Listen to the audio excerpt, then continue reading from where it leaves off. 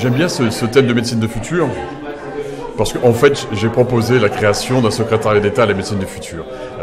On a un problème qui est apparu plusieurs fois, qui n'a pas été approfondi ce matin parce que nous n'avions pas le temps, d'organisation dans notre pays. Des silos dans tous les sens.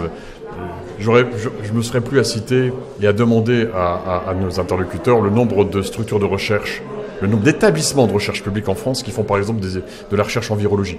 Vous ne pouvez pas imaginer.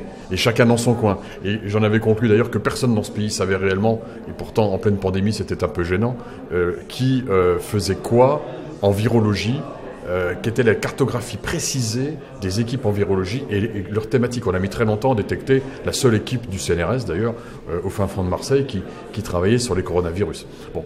Donc cette nécessité d'organiser vraiment la médecine du futur et toutes les structures autour, elle est évidente pour assurer transversalité.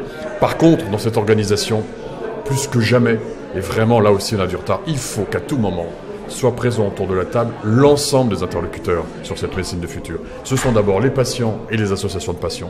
Ce sont bien sûr les médecins et le monde médical, qu'ils soient d'ailleurs libéral ou qu'ils soient hospitaliers. Ce sont bien sûr mes collègues chercheurs et puis aussi les industriels. On nous l'a redit, la représentante du ministère l'a dit tout à l'heure. Elle a dit, nous travaillons entre le ministère de la Recherche et le ministère de la Santé. Mais c'est pas suffisant. C'est pas suffisant. Quand on parle médecine du futur, quand on parle santé, quand on parle médicaments, on parle soins, évidemment, prioritaires, on parle recherche et débouchés pour la recherche, mais on parle aussi économie. Et aujourd'hui, l'un des 2-3 grands piliers de la relance économique de notre pays, indubitablement, doit se faire autour de la santé et de notre industrie biotech et pharmaceutique.